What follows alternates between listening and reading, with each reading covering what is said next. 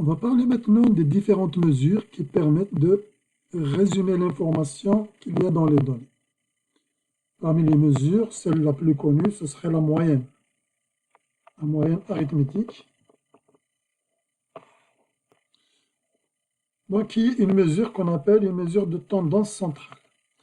Donc, parmi les mesures qui permettent de résumer l'information qu'il y a dans les données, donc on a déjà vu les tableaux et les graphiques, et on peut résumer l'information également avec des mesures, telles que les mesures de tendance centrale, donc on vient parmi lesquelles la moyenne.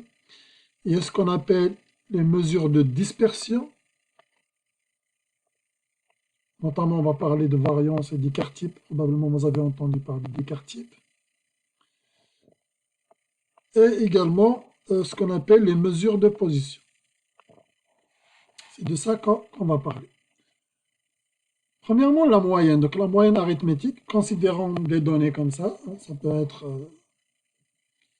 ça représente quelque chose en tous les cas. Ça, c'est le nombre de programmes préuniversitaires offerts dans chacun des 48 cégeps du Québec. On voudrait par exemple résumer cette information en moyenne, chercher la moyenne en moyenne, combien de programmes par cégep. Donc la moyenne arithmétique, c'est la somme de toutes les données sur le nombre total de données. Donc il faut juste les sommer 4 plus 3 plus 5 plus 5 plus 3 plus etc. jusqu'à la fin. Et on divise ici sur le total des données. Donc ici par exemple la moyenne, on va les sommer ici, il y a 48 observations. Et ça donne une moyenne de 4,6 programmes préuniversitaires par cégep, par collège.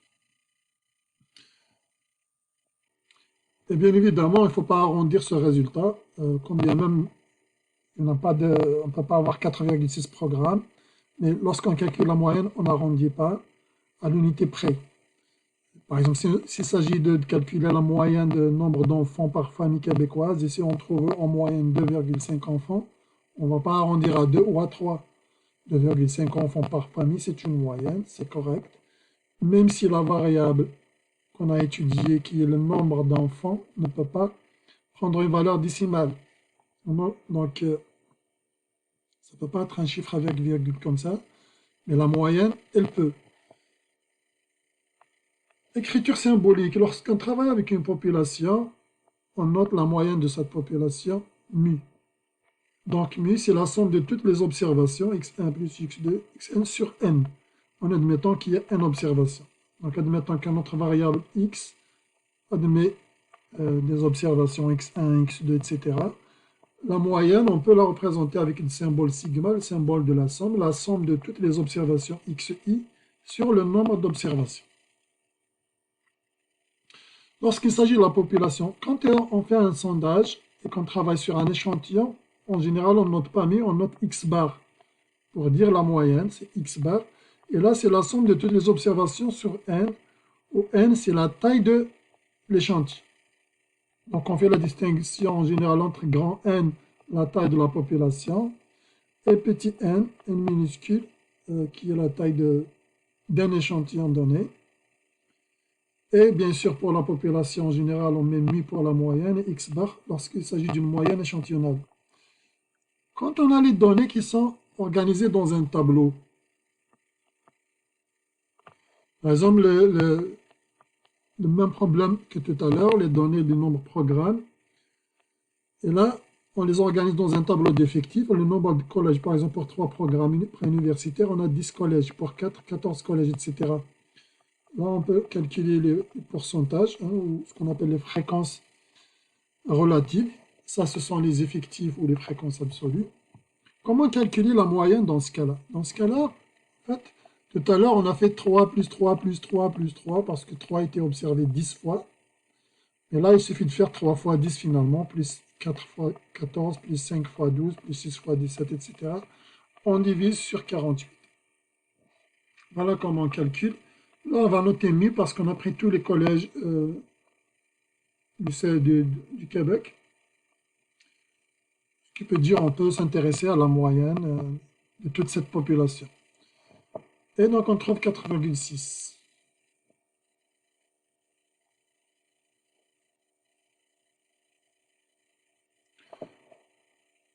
Donc en général, voilà, il faut respecter comme ça. On fait valeur fois effectif. Valeur fois effectif, 3 fois 10 plus 4 fois 14, juste pour éviter les erreurs. On préfère utiliser ce type de notation. Donc, moyenne avec les effectifs, la somme des produits de quoi? De chaque valeur par son effectif et sur le nombre total de données. On pourra l'écrire comme ça. Si on a les observations x1, x2 jusqu'à n, et que les effectifs sont n1, n2 jusqu'à nk, admettons il y a nk, il y a k observations différentes. Donc mu, la moyenne, c'est la somme de produits de toutes les observations par les effectifs. On peut représenter avec le symbole somme, la somme de xi fois ni, l'observation xi fois le nombre de fois où on a observé cette observation, sur le nombre total d'observations, n, la taille de la population, n qui est la somme de tous les ni. On pourrait écrire n, c'est quoi? C'est la somme de tous les ni. La somme de tous les effectifs, en fait, dans ce tableau, c'est ça, n. Donc, n, ce n'est pas 1, 2, 3, 4, 5. Ce n'est pas le nombre d'observations distinctes, différentes. C'est le nombre total d'observations. C'est le total de tous les effectifs.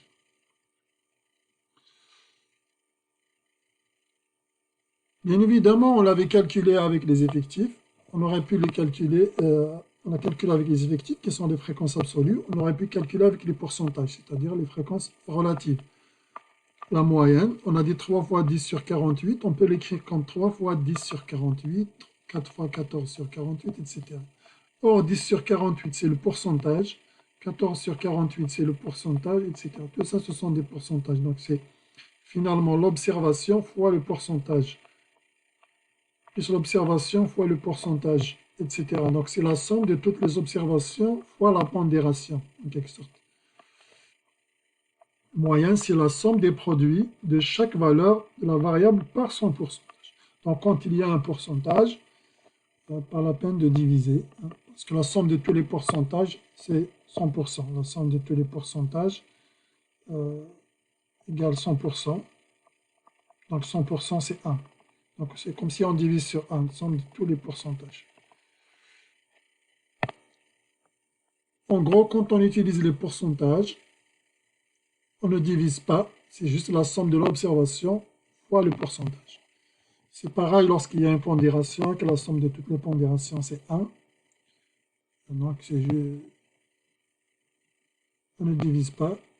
Dans ce cas-là, la moyenne, c'est juste la somme de toutes les observations fois la pondération, bien fois le pourcentage. Donc, remarquez que nous n'avons pas divisé dans ce cas-là. Écriture symbolique, la moyenne, c'est l'observation x1 fois la fréquence f1, le pourcentage, premier pourcentage, x plus x2 fois f2, etc. La somme de xi et fi.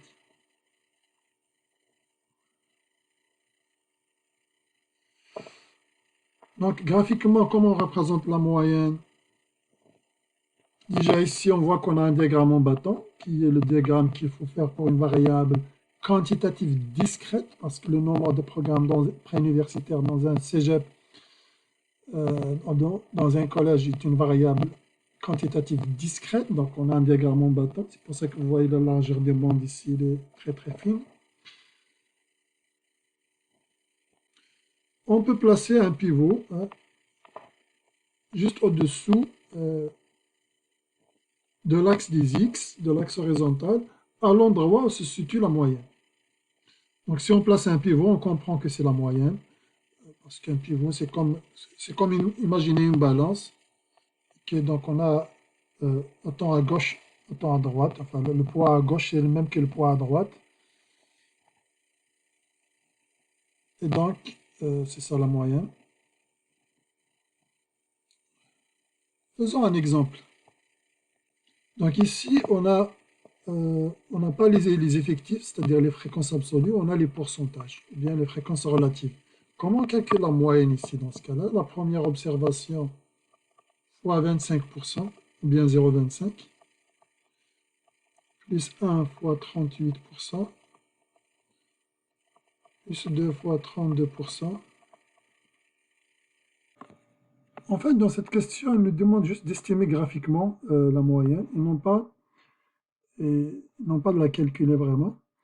Donc, graphiquement, qu'est-ce qu'on observe? Donc, on a dit la moyenne, et voilà, le poids, hein, imaginez une balance de Robert Van, et que le poids à gauche devrait être égal au poids à droite. Si on met par exemple la moyenne, c'est 1, admettons, on suppose. On voit clairement que le poids à gauche est différent du poids à droite. Il y a plus à droite qu'à gauche. Donc, a priori, ça ne peut pas être 1, ça peut être décalé vers la droite. Si j'essaie de placer aussi la moyenne ici au milieu entre 1 et 2, juste au milieu, on voit que le poids ici est plus grand que le poids de ces deux-là. Donc, a priori, la moyenne ne va pas atteindre la moitié. Étant donné qu'il y a beaucoup d'observations pour le 1, donc, la moyenne va être pas mal proche du 1. Donc, on va estimer graphiquement, donc on va donner juste à peu près par rapport à ce qu'on voit visuellement. Donc, la moyenne, on va la placer quelque part ici. On a dit qu'elle va être proche de 1 que de 2. Donc, on va poser une moyenne, par exemple, de 1,2. Et on va voir pour la question B, on va la calculer de façon explicite. Calculer et interpréter la moyenne en remplaçant 3 et plus par le nombre 3. Donc, la moyenne, on a dit, c'est l'observation fois le pourcentage, etc. Jusqu'à la dernière observation fois le pourcentage, fois 5%. Donc ici, on ne divise pas. Si on doit diviser sur la somme de tous les pourcentages, qui est égal à 100%, égal à 1.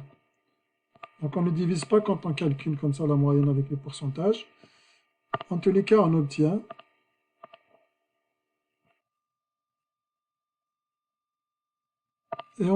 donc à peu près 1,17, qui est la moyenne du nombre de voitures par ménage.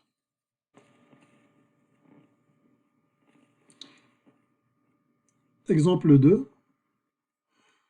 Dans ce numéro, on a fait une étude auprès de 40 professeurs d'une école. Nous avons construit le tableau de distribution et l'histogramme suivant. D'abord, on va placer le pivot sur le graphique pour estimer la moyenne. Donc, graphiquement, on va penser que la moyenne va être a priori ici. Si on a une balance de Robert Watt, eh ben, a priori, elle va être en équilibre si je mets un pivot ici. Donc, on va dire comme ça approximativement la moyenne égale 42,5. Calculez maintenant la moyenne. Calculons la moyenne. Ici, on voit que les données sont organisées dans des classes. Donc, ce n'est pas une variable quantitative discrète pour laquelle on va dire l'âge, par exemple, l'âge 30 ans, il est observé 2 fois. Ce qui est observé 2 fois, c'est un âge entre 25 et 30 ans. Donc, je ne sais pas, est-ce que c'est 25, est-ce que c'est 26,5, est-ce que... Alors, qu'est-ce qu'on fait ici? On prend le centre des classes. On prend le centre des classes. Le centre des classes, c'est le centre de l'intervalle. Ici, par exemple, c'est l'intervalle 25-30. 25-30. Ben, le centre, on va l'appeler C1, centre du premier intervalle, c'est 27,5.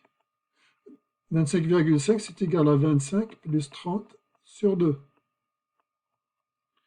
C'est pareil si on a une classe AB qui a un intervalle AB, le centre de cette classe, ça va être A plus B sur 2. Calculons donc le centre de chaque classe. Une fois on a calculé le centre des classes, on peut calculer la moyenne maintenant, comme si le centre des classes était l'observation qu'on a recueillie dans les données. Donc la moyenne ici, on va la noter par 1000, puisqu'on a pris tous les professeurs de ce collège, donc c'est la population de tous les professeurs de ce collège, de cette école. Donc c'est la somme des observations fois les effectifs, hein. Mais au lieu d'observations, bien sûr, les observations pour nous, c'est le centre de la classe. Et les effectifs, c'est 40. On obtient donc une moyenne.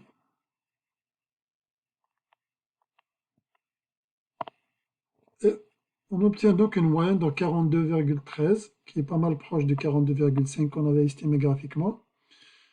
Qu'est-ce qu'elle représente? Elle représente bien évidemment l'âge moyen d'un professeur de ce collège, de cette école. On a recueilli l'âge de 40 professeurs. Donc l'âge moyen,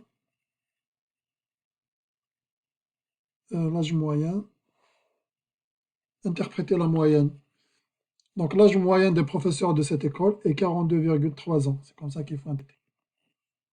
Maintenant, la moyenne que l'on obtiendrait en utilisant les données brutes de la page 30. Donc il y a les données brutes sur l'âge des professeurs. Ici, elles sont organisées dans des classes, mais il y avait des données brutes où pour les 40 professeurs, on a l'âge de chacun. Alors, a priori, est-ce qu'on va obtenir la même moyenne? La réponse est non. Ce serait vraiment exceptionnel qu'on trouve la même moyenne. Pourquoi? Parce qu'en regroupant les données dans des classes, on a perdu de l'information. On a perdu de l'information. Quand on a l'âge, par exemple, premier professeur 27 et deuxième professeur 29, ce sont des informations précises, très précises. Quand on les regroupe à l'intérieur des classes et qu'on va dire qu'il y a deux professeurs qui ont un âge entre 25 et 30, on a perdu de l'information. On ne sait pas est-ce que ces deux professeurs ont un âge beaucoup plus proche de 25, ou beaucoup plus proche de 30, ou ils sont éparpillés à l'intérieur, etc. C'est pareil pour tous les effectifs de chaque classe. Donc en regroupant dans des classes, on a perdu de l'information. Ça nous a permis de synthétiser, de résumer l'information. C'est plus lisible comme ça que d'avoir les données brutes, surtout si vous avez beaucoup de professeurs, que d'avoir des âges de 40 observations. C'est beaucoup plus lisible dans les classes, mais en revanche, on a perdu de l'information. Donc, la réponse ici.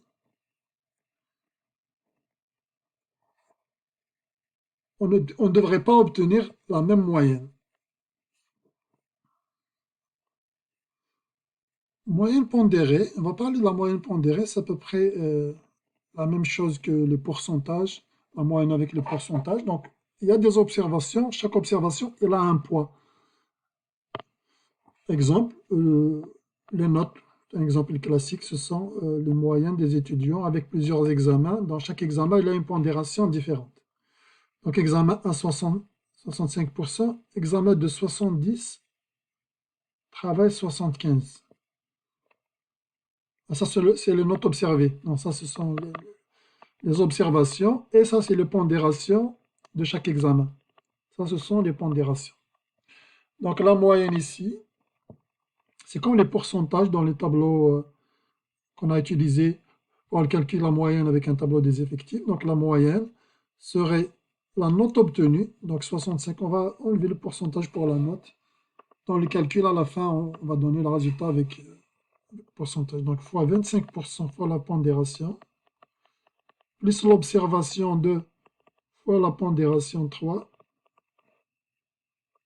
plus l'observation 4 fois la pondération 3. Pardon. Donc, le travail, pondération, travail fois pondération, on va sommer tout ça. Et normalement, on devrait diviser sur la somme de toutes les pondérations. mais comme la somme de toutes les pondérations, c'est 100%, c'est 1, c'est comme pour les pourcentages. Donc ici, on n'a pas besoin de diviser. Mais il y a des exemples plus généraux que ça, où la somme des pondérations peuvent ne pas être égale à 1. Dans ce cas-là, il faut diviser sur la somme des pondérations.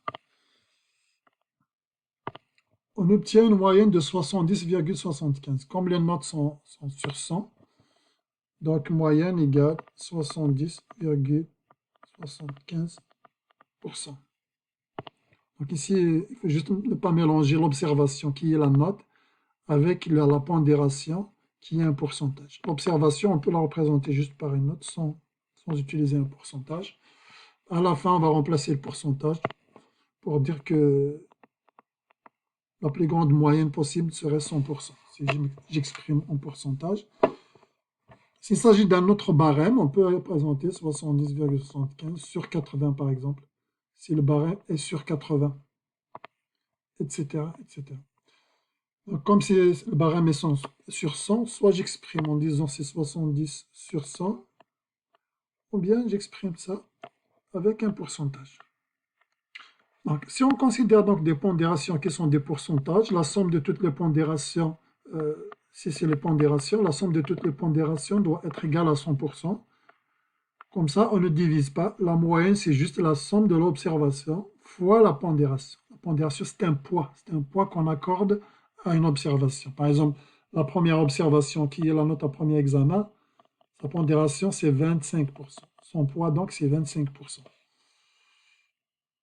Faisons un exemple, donc exemple 1. Admettons qu'on a les revenus moyens par famille monoparentale par province du Canada. Donc on a, chaque province, on a les revenus moyens par famille. Et qu'on souhaite calculer la moyenne. Si elles ont la même pondération, on va sommer tous les revenus moyens. On divise sur le nombre de provinces, ici 10. Et en faisant comme ça, on a attribué le même poids à toutes les observations, à tous les revenus de chaque province. Or, il y a des provinces où la population, le nombre d'habitants est très élevé. Si on prend le Québec par exemple, avec des revenus de 35 000 $ par exemple, si on considère que la population du Québec est très grande, on devrait accorder plus de poids au Québec par exemple qu'à la Nouvelle-Écosse, au salaire de l'île du Prince-Édouard, par exemple. On devrait accorder plus de poids pour avoir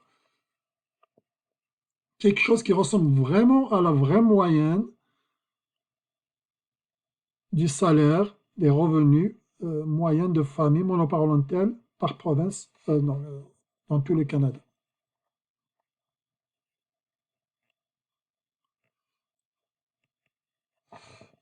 Donc ici, est-ce qu'on peut dire 29 est le revenu moyen par famille monoparentale? Non. Donc on ne peut pas dire ça, parce que la moyenne d'une province qui a une population très élevée, il va tirer la moyenne générale du Canada vers cette valeur. Par exemple ici, 35, qui est un revenu très élevé, enfin il y a 40 ici, 41 ici. Donc, mais en tous les cas, c'est ça. Si le salaire d'une province qui a une population très élevée, si ce salaire moyen est très élevé, il va tirer la moyenne vers le haut. Si le salaire est faible, il va tirer vers le faible si la population est très élevée. Et ça, en parlant de la moyenne du Canada total. Alors que si on considère le même poids pour toutes les provinces, ça n'aura aucun effet. Donc, la population de chaque province n'a pas d'effet. C'est pour cela que on ne pourra pas dire que 29 000 $ est le revenu moyen de famille canadienne. On ne pourra pas dire ça.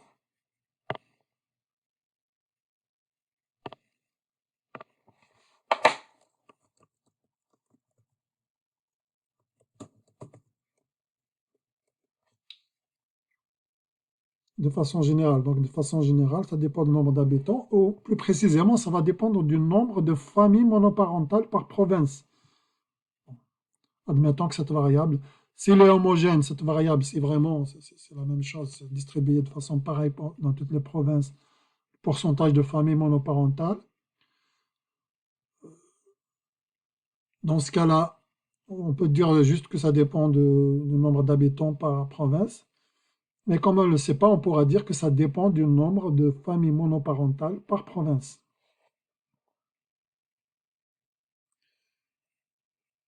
Regardons maintenant si on ajoute de l'information à la répartition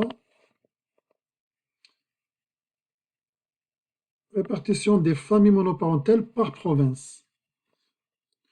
Au Québec, par exemple, 23% contient 23% des familles monoparentales canadiennes. L'île du Prince-Édouard, 0,5%, etc. Donc là, ça correspond à la pondération qu'on devrait utiliser justement pour faire un calcul exact de la moyenne pour les familles canadiennes, les familles monoparentales canadiennes. Dans ce cas-là, la moyenne, comment calculer? C'est l'observation fois la pondération, plus l'observation fois la pondération, etc. Donc les observations sont dans le tableau plus haut, ainsi de suite. Et les pondérations sont ici. On voit une moyenne de 35 908. Et c'est ce qui était prévu en fait. Comme 35 000, c'est la moyenne au Québec, revenu au Québec, et que Québec, quand même, il a 23%. Bon, il y a Ontario 39%, c'est vrai. 39% de familles. Les autres pourcentages sont quand même assez faibles. Donc, ils sont dominés par le Québec et Ontario. Mais le Québec et Ontario, le salaire moyen sont pas mal proches, 35 et 40 000. On pourrait s'attendre à peu près que le Québec et Ontario vont tirer la moyenne vers le salaire moyen de leur province. Comme le salaire 35 et 40, donc à peu près entre 35 000 et 40. Et c'est exactement ce qu'on a obtenu, 35 908 dollars.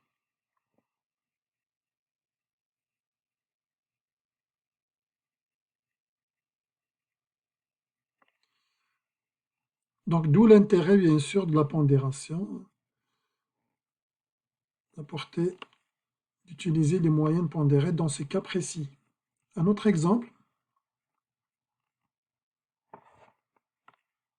Pour cet exemple, donc on a 200 employés, on a 10 cadres, 50 techniciens, 140 ouvriers. Première chose, en général, il faut présenter un tableau des effectifs. Bien évidemment, donc ça, on a c'est le salaire des cadres, des techniciens et des ouvriers. Si je somme ces trois observations, je divise sur 3, je n'obtiendrai pas bien sûr le salaire moyen dans cette entreprise. C'est pas possible. Parce qu'il n'y a pas la même pondération, on n'a pas les mêmes effectifs. Il n'y a pas autant de cadres que d'ouvriers que de techniciens. Par exemple, pour les effectifs,